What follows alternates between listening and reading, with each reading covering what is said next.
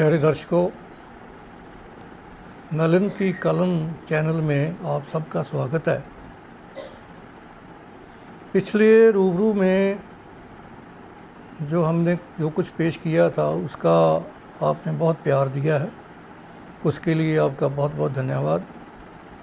आपको पता है कि इस समय देश में एक ही चीज़ चल रही है, एक ही मसला सामने आया है, वो है नीट का। और नीट के एग्ज़ाम के बाद जो कुछ हुआ है सबको पता है, कैसे पेपर लीक हुए हैं, कैसे फिर अब बच्चे दिल्ली में एजिटेशन कर रहे हैं, कैसे पॉलिटिशियन उसमें शामिल हो रहे हैं और उसके हालात क्या बन रहे हैं।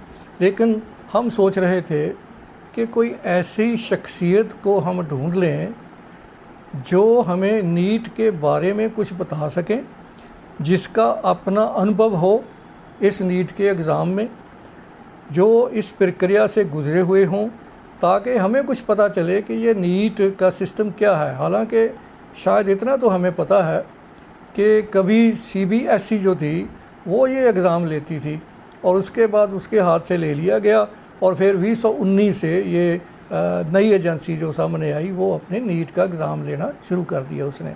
इस बार भी कोई 20 लाख के करीब जो स्टूडेंट्स हैं वो इसमें अपीयर हुए थे। तो इसलिए हमने ढूंढा है डॉक्टर रमेश चंद्र शर्मा जी को। डॉक्टर रमेश चंद्र शर्मा जी ये बहुत विद्वान हैं और SD कॉलेज अम्बाला कैंट से ये हिंदी विभाग के अध्यक्ष रहे हैं और दिल्ली यूनिवर्सिटी से पढ़े हुए हैं और ये नीट के एग्ज़ाम में इन्वॉल्व रहे हैं, इनको सारा ज्ञान है। इसलिए हमने आज इनको तकलीफ़ दी है। इनकी बुक्स भी काफ़ी छपी हैं और बहुत ही विद्वान माहिर हैं। ख़ास तौर पर ये जो शास्त्रीय शिक्षा है उसमें बहुत निपुण हैं ये। तो डॉक्टर साहब, आपका बहुत बहुत स्वागत है चैनल पर और आपने बहुत कृपा की। धन्यवाद डॉक्टर साहब कि जो है आप मान गए, आभारी हूँ आप मान गए बात करने के लिए। तो ये बताइए कि ये जो नीट का एग्ज़ाम होता है इसकी क्या प्रक्रिया है? देखिए, हर व्यक्ति जो है अपने अनुभव के आधार पर अपना वक्तव्य देता है। ठीक है। मैंने अपने जीवन की यात्रा जब शुरू की जी और दिल्ली विश्वविद्यालय से MA उत्तीर्ण होने के बाद मेरी नियुक्ति रजिस्ट्रार मैसूर हिंदी प्रचार परिषद बेंगलोर में हुई जी।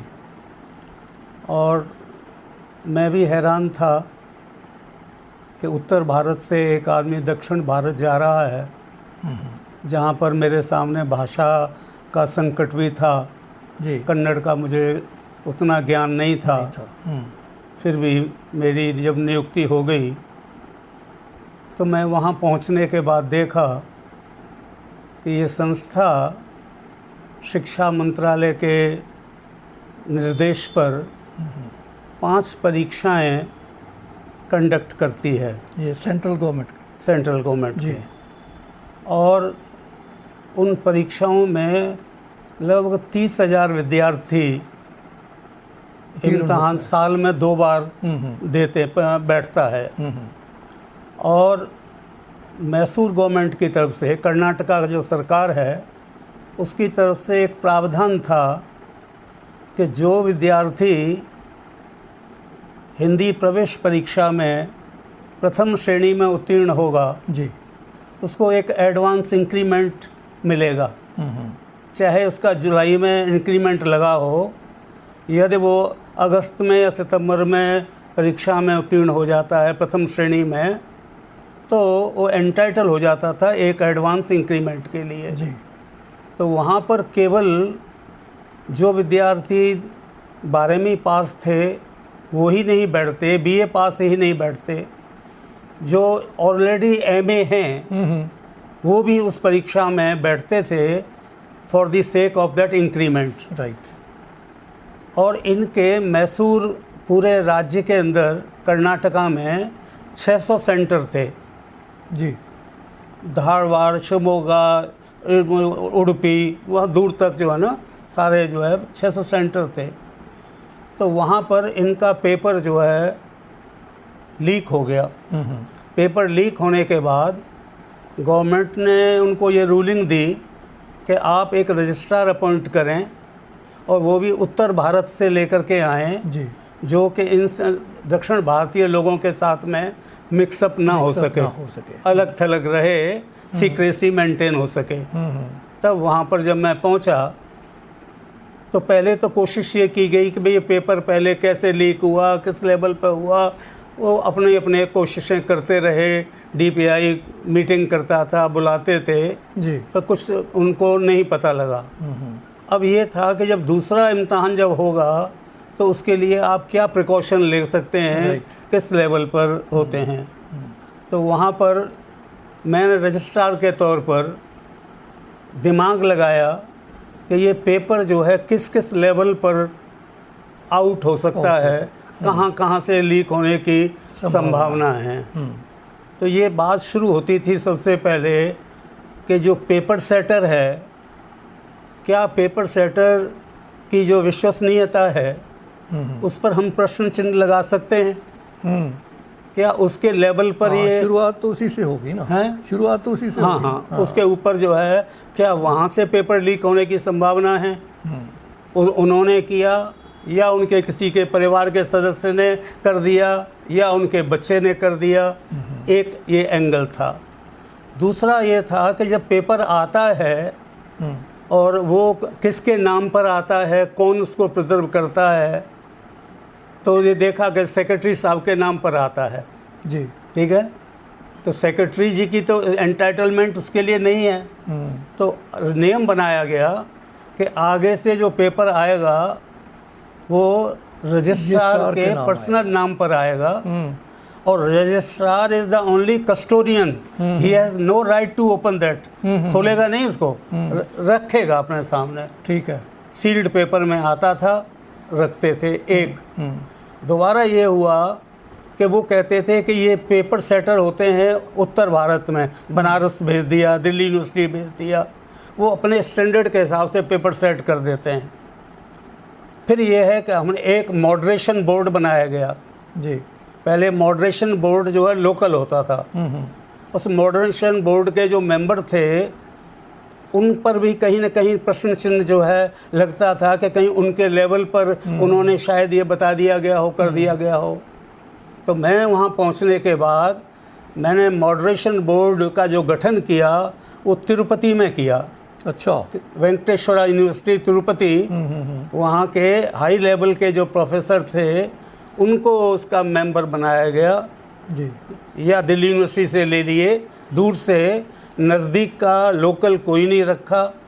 तो वहाँ जाते थे, मॉडरेशन बोर्ड जो है इसको खोल करके पेपर्स को देखता था कि इसका स्तर जो है वो उत्तर भारत जैसा है या दक्षिण के बच्चों के हिसाब से है। वो आ जाने के बाद में फिर यहाँ पर आता था कि इसको प्रिंटिंग के लिए दिया जाए। जब प्रिंटिंग के लिए जाता था, चौथी स्टेज होगी। हाँ, थर्ड, कि वहाँ से वापस आ गया। आने के बाद में कोई अमेंडमेंट उन्होंने बोर्ड ने कर दी है, उसको हम प्रेस में दे रहे हैं।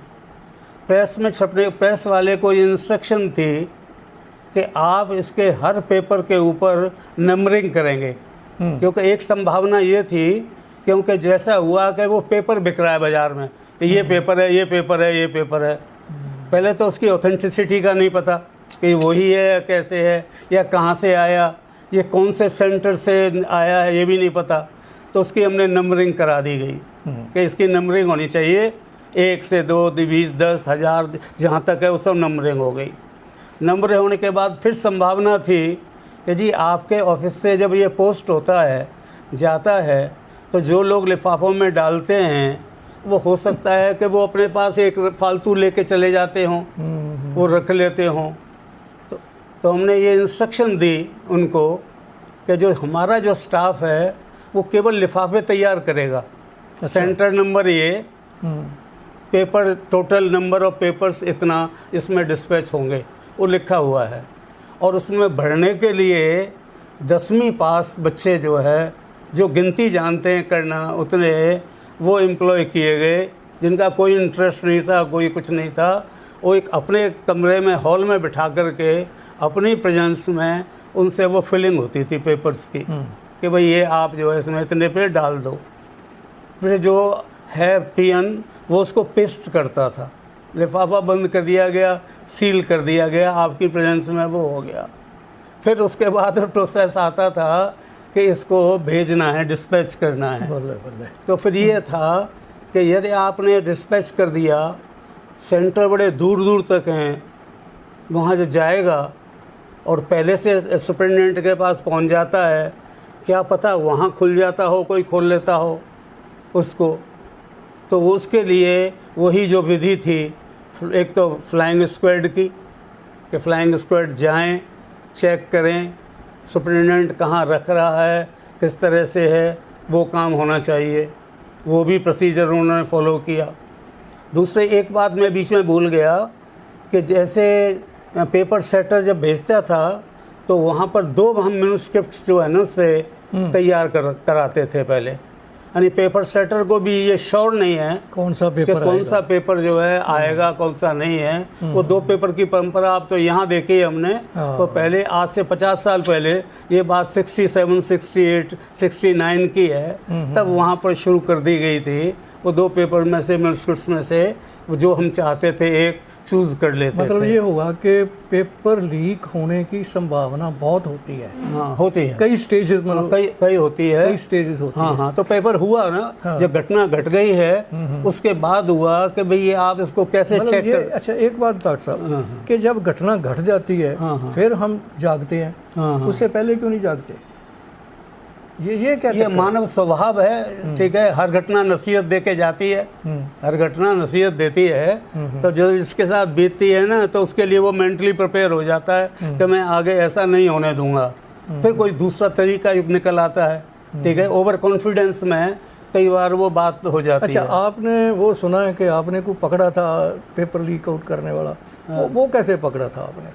वो पेपर लीक आउट करने वाला ये हुआ कि जैसे जो वहाँ का बोर्ड था जी, पहले लोकल बोर्ड था, कुछ लोग वहाँ के जो टीचिंग से रिलेटेड थे वो आते थे और वो हमारी प्रेजेंस में ही बैठा कर के ना उनसे वो मॉडरेशन कराते थे, भाई देख लो ये ठीक है। तो उनमें से एक आदमी था, वो बैठा हुआ है, बैठने के बाद बहुत फ्रीक्वेंटली जो है ना बाथरूम की तरफ जाता था, जाके ना पेशाब करने के बहाने से मैं आया, अभी बैग लेकर के रखता था अपना, कागज़ भी, ये भी। तो कोई आदमी शक नहीं करता, बड़े पुराने हैं, चलते आ रहे हैं, ठीक है, सेक्रेटरी साहब के आदमी हैं, इस तरह का वो सोच के चलते थे। तो वो बार बार जो जाता, तो मुझे शक हुआ कि ये आदमी बार बार जाता है पेशाब, इतना फ्रीक्वेंटली तो नहीं जाना चाहिए, क्या बात है। तो जब उत्सुकता बढ़ गई ना वो, और कहते हैं या दूध का छला जला हुआ छाछ को पीता है। और मैं क्योंकि उत्तर भारत से था तो बहुत चौकन्ना था, हर एक किस्सा मेरा परिचय नहीं था, हर एक आदमी से लगता था कि यार ये भी कहीं कुछ उठाना ले जाए यहाँ से, ठीक है। कोई मीटिंग में देख करके ना सारा कुछ, बहुत मैं खाली नहीं छोड़ता दफ्तर को।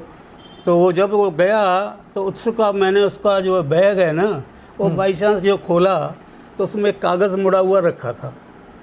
तो वो क्या करता था, पेशाब वहाँ जाता था, वो पहले 4 प्रश्न जो है ना 5 जो उसका अनुमान था वो नोट कर लेता था। वो दोबारा आया उसमें, फिर उसमें कर लिए, दोबारा गया वो फिर कर लिए, ये युक्ति थी। तो पूरा पेपर तो नहीं हुआ उससे, पर काफ़ी कुछ अंश जो है ना वो उसमें से हुआ। वही जो है दे दिया किसी ने कि ये ऐसे ऐसे जी हमें पेपर जो है ना पहले से ये हुआ है। इस तरह की युक्तियाँ पहले होती रही। तो जब उनको पकड़ लिया उस तरह से, तो उस आदमी को हटा दिया गया, बोर्ड से निकाल दिया। फिर उसके तार जुड़े हुए थे कि जो एग्जामिनेशन सेक्रेटरी आपने बनाए हुए हैं वो भी इसमें इन्वॉल्व हैं, ठीक है जी, उनको भी डिबार कर दिया गया। तो ये प्रोसीजर तो लंबा चला वहाँ से। तो ये प्रोसीजर थे कि जहाँ जहाँ की गुंजाइश है, भाई पेपर ऐसे भी हो सकता है, ऐसे भी हो सकता है लीक, उन सारे रास्तों को कोशिश की गई कि पहले ये है। और टेबल मार्किंग जो यहाँ होती है, वो टेबल मार्किंग हमने उस समय वहाँ पर एक्सपेरिमेंट किया था। साहब, ये आपको वहाँ खतरा भी पैदा हुआ था? हैं? खतरा भी पैदा हुआ था? खतरा जब आदमी उखाड़ पछाड़ करता है जहाँ जब सेक्रेटरी जैसे पोस्ट वाले को जो वहाँ का अधिष्ठाता है उसको कोशिश की गई हटाने की, ठीक है, तो फिर आदमी को ये डर लगने लगता है कि भाई विदेश में आप बैठे हो आकर के ना, जहाँ पर आपका अपना कोई नहीं है, भाषा आपको आती नहीं है, ठीक है जी, मीनियल स्टाफ तो इंग्लिश भी नहीं समझता, हिंदी भी नहीं जानता, तो कहीं ऐसा ना हो कि ये कुछ ऐसा कुछ हो जाए, तो अच्छा है अपने देश से भाई वापस चलो, जो है ना, एक ही चीज़ है। नहीं, वो आपके जब जहाँ आप ठहरे थे, हाँ, वहाँ कोई खतरा पैदा हुआ था? नहीं, एज सच खतरा पैदा नहीं। रात को कोई आया आदमी, क्या वो क्या था? नहीं, खतरा वैसे कोई पैदा नहीं हुआ। खतरा तो मतलब आदमी को अपने आप ही स्वतः डर लगने लग जाता है ना, जब आप इस तरह जो ईमानदार आदमी हैं, ठीक है, जब आपको किसी की चोरी पकड़ते हो, किसी को हटाते हो, तो वो आपके अगेंस्ट हो जाते हैं। फिर धीरे धीरे लगने लगता है आदमी को कि भाई मैं यहाँ अकेला हूँ, ठीक है। तो आप अपने सारे इस तजर्बे से क्या सजेस्ट कर सकते हैं कि ताकि पेपर लीक आउट ना हो? देखिए, ये जो सारे जो तरीके हैं, ये तो आदमी की जो जिन हम प्रतिभाओं को नियुक्त करते हैं, जो प्रोफेसर साहिबान हों या कोई किसी और फील्ड के अध्यापक हों, जिनको हम ये दायित्व देते हैं, पेपर सेटर बनाते हैं, ये उनके ऊपर निर्भर करता है जी, ठीक है, कि भाई आपका कितना आदमी जो है किस स्ट्रेचर का आदमी है, क्या बिकने वाला है, क्योंकि लुभाव तो सब जगह आते हैं, ठीक है। कई बार सहानुभूतिवश ऐसा हो जाता है, वो चाहता नहीं है करना। ये जो हिंदुस्तान में अभी नेशनल लेवल पर प्रॉब्लम जो उठी है, ये नीट एग्ज़ाम की, कि भाई पेपर लीक आउट हो गया, फिर दोबारा पेपर हुआ, और अब एजिटेशन चल रही है, 1 महीना एजिटेशन को भी हो गया, कल लाठीचार्ज भी स्टूडेंट्स पर हुआ है, ये इसको आप कैसे देखते हैं? ये तो एक्चुअली इसके पीछे राजनीतिक कारण ज़्यादा हैं, ठीक है। किसी के विद्यार्थियों के वेलफेयर की बात हम उस लेवल पर नहीं सोच पाते जिस तरह से उछाली जा रही है। ये तो एक तरह से जैसे अपने स्कोर सेटल करने की बात होती है ना, तो उसी तरह से जो है ना, ये ठीक माना कि बच्चों का नुकसान हुआ है, होना नहीं चाहिए, और ये लैप्स है देखा जाए तो गवर्नमेंट के पार्ट के ऊपर भी, क्योंकि एक बार पेपर हो जाना ये माना जा सकता है कि गलती हो गई किसी लेवल पर बार बार जो है पेपर का इस तरह से लीक हो जाना, कभी एक पेपर का, कभी दूसरे का, कभी तीसरे का, ये जो है मतलब गले नहीं उतरती ये बात जो है। इसके लिए इतनी बड़ी मशीनरी है, इतना इंटेलिजेंसिया है। तो इस सारे में कमज़ोर कड़ी कहाँ होगी?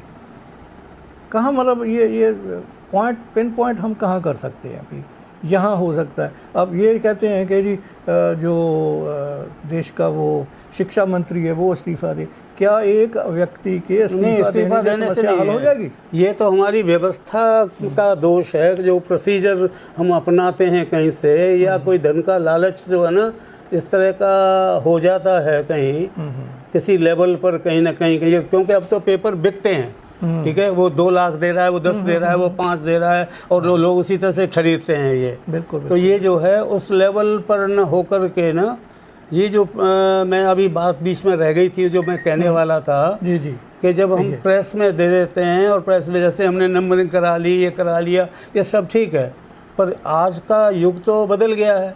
पहले साइक्लो स्टाइल किया करते थे, एक टाइम था, ठीक है, हम उसको डस्टबिन में डाल देते थे, और हमारा चपड़ासी उसको उठा करके ना वो कहता था भाई ये जो है पता लग गया, वो वहाँ से लीक हो जाता था।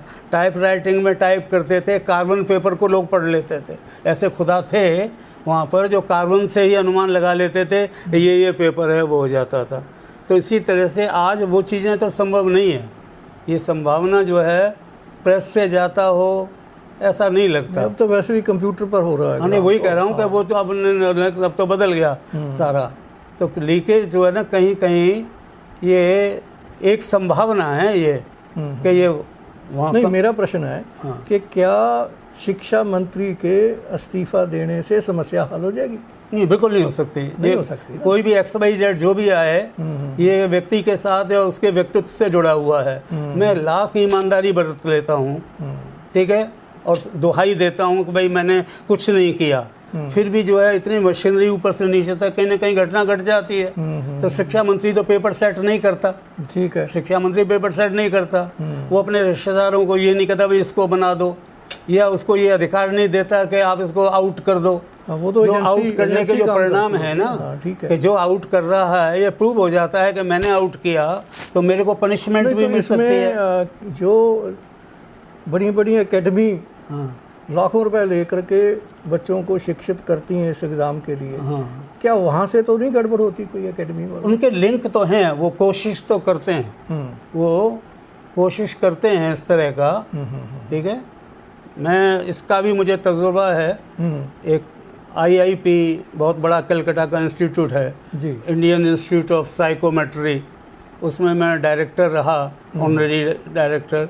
पेपर कंडक्ट किए, कुरुक्षेत्र के भी हुए, सभी तरह के। आपने बीएड का भी एंट्रेंस का बीएड का भी किया था, और इनके रैक वगैरह के सभी के हुए थे। ठीक है जी। वो तो उसमें हमें मतलब ये पता लगता है कि लोग आपको अप्रोच करते हैं। जैसे मान लीजिए मैं गया हूँ, कुरुक्षेत्र गया मैं, सब पहचानते हैं, शर्मा साहब आप यहाँ कैसे? अच्छा क्या बताएं कैसे? कुछ नहीं, नाराज़ होते हैं, हो जाएं बेशक। ठीक है, मतलब ये हुआ कि लिहाज और पाईबंदी नहीं होनी चाहिए, नहीं होनी चाहिए, बिल्कुल नहीं होनी चाहिए, तो कोरा आदमी होना चाहिए। बिल्कुल बिल्कुल जो है। तो ये जो है ना, मंत्री को कोई भी मंत्री है विभाग का, उसको हटा देने से समस्या हल नहीं होगी। क्यों कि न तो उनका नियुक्ति में हाथ है, ये तो जो प्रोसीजर, यूनिवर्सिटी एक ऑटोनोमस बॉडी है, ठीक है, वो करती है। जिस एजेंसी को आपने दे दिया, ठीक है, उस एजेंसी के ऊपर तो कहीं ना कहीं क्वेश्चन मार्क लग सकता है कि कोई आदमी ऐसा कर गया, क्योंकि वो भी जो है कि अपने एजेंट को, एक नॉमिनी को भेजते हैं कि आप वहाँ जाइए, अलग अलग सेंटर हैं वहाँ भेजेंगे, तो उनमें से कोई किसी लेवल पर हो जाता होगा, तो मतलब ये संभव है। इंसान मतलब कमजोरियों का पुतला है। एक बात और डॉक्टर साहब के जैसे पेपर लीक आउट हो गया, उसमें कुछ बच्चे सुसाइड कर गए, वो गिनती भी है कितने बच्चों ने सुसाइड किया। और क्या पेपर लीक आउट होने से ही आदमी सुसाइड कर जाता है? ये क्या मतलब दोबारा एग्ज़ाम हो भी गया तो सब लोग अपीयर हो गए, रिजल्ट भी आ गया। नहीं, ये एक्चुअली ये तो उनकी बच्चों के एक तरह से अपने व्यक्तित्व की कमज़ोरी ये है कि पेरेंट्स को वो बताते नहीं हैं। वो पेरेंट्स से जैसे पहले टाइम में कहानियाँ सुनाते थे ना, ब्लॉटिंग पेपर के लिए बाप से पैसे मंगा लिए, ठीक है जी, वो समझता मतलब बहुत बड़ी चीज़ होती होगी। वही हालत ये है कि कोटा में आप चले गए, पैसा वहाँ से लूट ले रहे हैं, इतना भेजो इतना भेजो, किया कुछ नहीं, पढ़ा नहीं है वो, ठीक है जी। बाद में जो है इसका हर्ष ये होता है आत्महत्या। पढ़ने वाला इंटेलिजेंट विद्यार्थी कभी भी मतलब सुसाइड किया, कभी भी जो आत्महत्या का निर्णय नहीं ले सकता।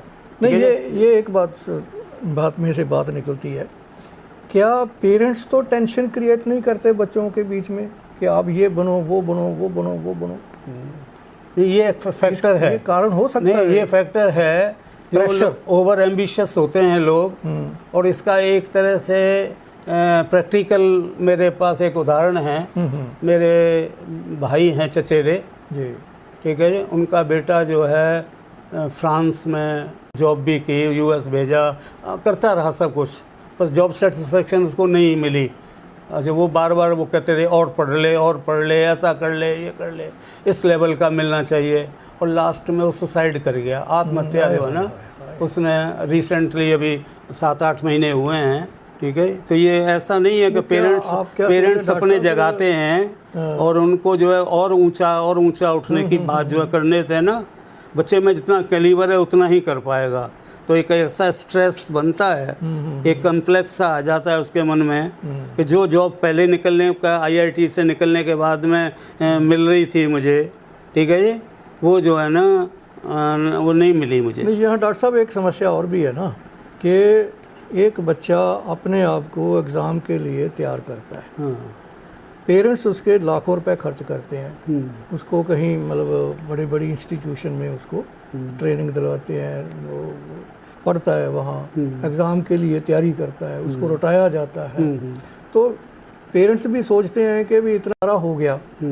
अब जब कल गड़बड़ हुई है वहाँ दिल्ली में, तो प्राइम मिनिस्टर साहब ये कह रहे हैं कि भाई ये महापाप है, पेपर लीक आउट करना महापाप है। क्या महापाप, ये पाप पुण्य कहाँ से आ गया इसमें? मतलब इससे बात में हम भी सहमत नहीं हैं कि इस तरह की स्टेटमेंट नहीं देनी चाहिए। ये घटनाएं मतलब दुर्भाग्यपूर्ण तो हैं, अनफॉर्चुनेट हैं, भाई हो गई, ऐसा नहीं होना चाहिए। पर इसके लिए सरकार को कुछ न कुछ सोचना चाहिए, केवल इतना कह देने मात्र से नहीं है। ठीक है, पेपर जी हम ये महापाप है, हमने आदमी अंदर कर दिए हैं, और वैसे तो अभी सीबीआई मेरा इंक्वायरी कर रही है, और ये भी कई बार प्रूव नहीं हो पाता। जैसे पेपर लीक आउट की बात कह देते हैं कि जी पेपर लीक हो गया, ऐसा है कि आप उसको देखें ऑथेंटिसिटी उसमें कितनी है। ठीक है, और दोबारा से जैसे मान लीजिए कहीं ना कहीं ऐसा दोबारा से खाली मौखिक परीक्षा जो है ना उनकी, वो रखी जा सकती है, जिससे पता लग जाए कि भाई ये सचमुच में यही थे, इसमें नॉलेज बच्चे में है या नहीं है। रिव्यू मतलब उसको किया जाए, पर एकदम कंडेम कर देना, ड्रॉप कर देना, फिर दोबारा एग्ज़ाम की बात करना, दोबारा से फीस ये तो सारा का सारा एक बड़ा बर्डन है पेरेंट्स के ऊपर, और इससे भी जो है दोबारा कोई हल नहीं निकलता। बार बार चाहे कितने इम्तहान लेते रहें, वही लोग हैं जो पेपर आउट करते हैं, एजेंसीज़ हैं जो इसमें इन्वॉल्व्ड हैं, जिनकी गिद्ध दृष्टि जो है ना रहती है, उनको पता होता है भाई कौन है, क्या है, कैसे है, संपर्क बनाते हैं उनसे, सब कुछ है। गैंग्स हैं, गैंग्स, हाँ गैंग हैं। हाँ। तो इसीलिए उनको तो अवॉइड करना चाहिए, और आदमी को अपने इस पर स्टिक करे। पहले प्रूव हो कि ये पेपर लीक हुआ है तो कहाँ से हुआ है, और ये 15 मिनट पहले हो गया, 20 मिनट पहले हो गया, ये आज के युग में मैटर नहीं करता। ठीक है, आपने भी एग्ज़ाम कंडक्ट किए हैं, सभी किए हैं, तो जैसे जैसे सेंटर होते हैं वहाँ पर जो है आदमी पहले 15 मिनट 20 मिनट पहले खोल भी लेते हैं, और हम उस पर विश्वास भी करते हैं भाई कोई बात नहीं, क्योंकि इतने अब कमरों के अंदर पहले पहुंचाया करते, फिजिकली पेपर देते थे। अब वो सिस्टम नहीं है, अब सबके सामने कंप्यूटर रखे हैं, वो है। अब कंप्यूटर हैक हो जाए, कुछ हो जाए, इंफॉर्मेशन कहीं से ले ले, उसका तो इलाज ना आपके पास है ना मेरे पास है, किसी के पास है। विद्यार्थियों की भी, स्टूडेंट्स की भी ना इसने ऐसी सेटिंग की होती है, इतनी डिवाइसेस आ गई हैं, ठीक है जी, कि उनको पकड़ते समय आपका बड़ा दिमाग लगता है, वहाँ तक पहुँच ही नहीं पाते। तो वही प्रोसीजर ये है कि जो करने वाले हैं ना, जो जिसको एक बार चस्का लग गया है, कामयाब हो गया है, वो बार बार रिपीटेडली वही फार्मूला अपनाते हैं। तो ये है कि हमारा ज्ञान जो है ना कंप्यूटर बेस्ड जो है, क्या कुछ ये कर सकता है, कैसे होता है, कहाँ है, ये तो है नहीं। ठीक है जी, जहाँ तक फिजिकल लास्ट बात करते हैं हम। स्टूडेंट्स जो हैं वो, स्टूडेंट्स कह लें या यूथ कह लें या इफेक्टेड स्टूडेंट्स कह लें, व्हाट्सोएवर क्राउड है, और वो उनका ये कहना है कि प्रश्न लीक आउट होने का नहीं है, प्रश्न हमारे फ्यूचर का है, हमारा फ्यूचर ऐसे सिक्योर नहीं है। आपका इसके बारे में क्या ख्याल है? देखिए, बात तो सिर्फ वही घूम करके आ जाती है कि सरकार जो है ना, कुछ ये हमारे पार्ट पर समाज इसके लिए उत्तरदायी नहीं है, इंडिविजुअल भी कोई इसके लिए उत्तरदायी नहीं है। ये तो गवर्नमेंट लेवल पर ही सोचा जाए इसके लिए कि जो बच्चे इस तरह से निकल रहे हैं, जो एम्प्लॉयमेंट की हम डिमांड कर रहे हैं कि वही वो एम्प्लॉयमेंट के लिए कुछ ऐसे जो है ना पैदा किए जाएं, एवेन्यूज़ जो है ना, जहाँ पर लोगों की खपत हो सके। अब ये जो रास्ता दिखा देते हैं कि भाई लोग अमेरिका जा रहे हैं या बाहर, यानी जो हमारा इंटेलिजेंसिया जो है ना, यहाँ से जो कुछ भी अच्छी क्रीम निकलती है वो तो बाहर भाग जाती है। जब भी एजेंसियाँ आती हैं, कैंपस इंटरव्यू होता है, कैंपस इंटरव्यू में सब वो छट जाते हैं। जो किसी वजह से बंधा हुआ है, कोई मजबूरियाँ हैं या नहीं आया, वो यहाँ पर घूमता रहता है। तो इसलिए उनके लिए गवर्नमेंट की जो योजनाएं बनाती है, उसको ऐसी योजना नहीं बनाई इन्होंने कि जैसे स्टूडेंट पढ़ते पढ़ते जो है ना, उसके एम्प्लॉयमेंट की व्यवस्था साथ की साथ हो जाए कॉलेज में, इसको इंडस्ट्री के साथ जोड़ा जाए। डॉक्टर साहब, एक बात और है ना कि एक तो आदमी पहले ग्रेजुएशन करता है, ग्रेजुएशन या एजुकेशन लेता है, उसके बाद उसको जैसे बीएड है, पहले बीए की, फिर 2 साल की बीएड की, फिर उसको एक एग्ज़ाम देना पड़ेगा। वो अगर वो एग्ज़ाम क्लियर करेगा तो उसकी पोस्ट होगी। ये जो सारा सिस्टम बना लिया है, क्या ये इस यूथ को कहीं ना कहीं रोकने का बंदोबस्त तो नहीं है? इतना मतलब 1 stage, 2nd stage, 3rd stage, पहले तो ऐसे नहीं था ना। नहीं, बात है आज भी, अब बीएड भी 2 साल की है। आज भी जो अच्छी संस्थाएं हैं, मुझे याद है कि जो लोग पहले एपटेक से कंप्यूटर का वो कर लेते थे 6 महीने का या 9 महीने का सर्टिफिकेट, उसके बेस के ऊपर जो है यूएस में लगे हुए हैं और उनकी सैलरी जो हमारे यहाँ से एमसीए किया है जिन्होंने, ठीक है, उनसे ज़्यादा है। वो पिछड़े हुए हैं, अभी भी इंजीनियरिंग करने के बाद भी पिछड़े हुए हैं और वो ज़्यादा ले रहे हैं, क्योंकि वहाँ क्राइटेरिया इसका नहीं है। बच्चे जो है, जो हमारे यहाँ क्लर्क है उसको सर कहते हैं, और जो बेचारे लगे हुए हैं और वो अपने हाथ खड़े कर देते हैं कि हमें नहीं पता, हेल्ड अप हो गया, उनको बुलाओ। सॉफ्टवेयर भी जानता है, हार्डवेयर का भी है, ठीक है। महारत जो हासिल की है उसके बलबूते पर वो अपना काम कर रहे हैं। तो इसी तरह से केवल डिग्री के लिए करना या ये कहना सरकार हमें देगी, ऐसा नहीं है। जिनके पास हुनर है, जिनके पास एक तरह कॉन्फिडेंस है, ठीक है, ऐसे लोग बहुत हैं जिन्होंने अपने काम शुरू किए हुए हैं और बहुत कमा रहे हैं। कल जो कुछ हुआ बर्बरतापूर्ण, जिसको हम कह सकते हैं, लड़कियों के ऊपर लाठीचार्ज किया गया, मतलब पाँव तोड़े गए हैं। दिल्ली में सरकार तो बेशक भाजपा की है, लेकिन पुलिस जो है वो भाजपा सेंटर के अंडर है। तो क्या ये भी सेंट्रल गवर्नमेंट ने ही करवाया होगा सारा लाठीचार्ज जो भी है? ये क्या है? ऐसा नहीं सोचा जा सकता, क्योंकि देखिए हल तो इन चीज़ों का निकलेगा टेबल पर बैठने से। हाँ, संवाद जब तक नहीं होगा ना, डायलॉग नहीं होगा, तो समस्या हल नहीं होगी। और वो डायलॉग हम करने के मूड में होते नहीं हैं, हम तो एजिटेशन के मूड में होते हैं। ये तरीका, एक युक्ति अपना ली है कि भाई हम ऐसा करेंगे तो झुका देंगे, हमारी शर्तें मान लेंगे, ठीक है, और मोदी आके हमसे बात करे, मोदी दे देगा। तो ये जो अप्रोच है ना मोदी का, मोदी के तो कुछ नहीं है, निर्णय का अकेले मोदी के लेने से बात नहीं बनती, ठीक है। तो ये तो चाहिए ये कि जितने भी हमारे राजनीतिक दल हैं, एक तरह का एक कंजीनियल एटमॉस्फेयर जो है वो क्रिएट करें, बनाएं, ठीक है। केवल लड़ने के मूड में ही आना, ठीक है, ये कोई हल नहीं है। और अब इस समय जो इन्होंने रास्ता इख्तियार किया हुआ है वो यही है, भाई वो इस्तीफ़ा दे दे। खाली इस्तीफ़ा देने से मान लीजिए सारे बच्चे हमारे, उनका भविष्य एक तरफ है, ठीक है, और खाली वो इस्तीफ़ा देने से क्या हो जाएगा, ए नहीं तो बी आ जाएगा, बी नहीं तो सी आ जाएगा, ठीक है, उसके उनको जॉब नहीं मिलने लगी। तो कोई ऐसा जो है ना, जो शिक्षाविद हैं सारे, इतनी यूनिवर्सिटीज़ हैं, इतने वाइस चांसलर हैं, ठीक है, वो बैठें और बैठने के बाद जो एक निर्णय लें, कोई ऐसा निकले ना फार्मूला वहाँ से कि भाई इसका हल ये है, ऐसा हो जाए, फिर तो है ठीक। तो खाली एक को ही वो करने से बात नहीं बनने लगी, ठीक है। ये तो वेस्टेड इंटरेस्ट हैं सभी के। कुछ आदमी ऐसे जो कुछ अंदर घुसा देते हैं, आ जाते हैं, जैसे अखबार में आता है, हम पढ़ रहे हैं, तो सभी आदमी जेन्युइन नहीं है। बहुत से ऐसे आदमी जिनका कंसर्न नहीं है, जिन्हें पता भी नहीं है कि हम किस लिए आए हैं। डॉक्टर साहब, आप डीन स्टूडेंट्स वेलफेयर भी रहे हैं। हाँ जी। तो अंत में आप यूथ को कोई संदेश देना चाहेंगे?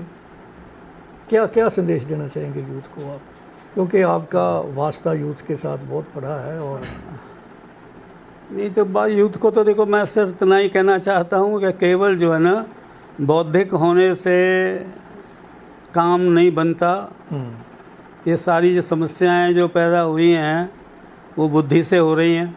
अच्छा, तो इसलिए कम से कम जो इसमें थोड़ा हृदय का योग जो है ना वो रहेगा, ठीक है जी। हम इसके साथ साथ जो से काम लें तो ये सारी समस्याओं का हल हो सकता है। छल छंदों की दुनिया है, इसमें अपने अस्तित्व को मतलब बनाए रखने के लिए हमें अपना स्वाभिमान तो नहीं छोड़ना चाहिए, ठीक है, पर चाटुकारिता जो है ना उसका बीच में कहीं कोई स्थान नहीं है, स्थान नहीं है, ठीक है जी।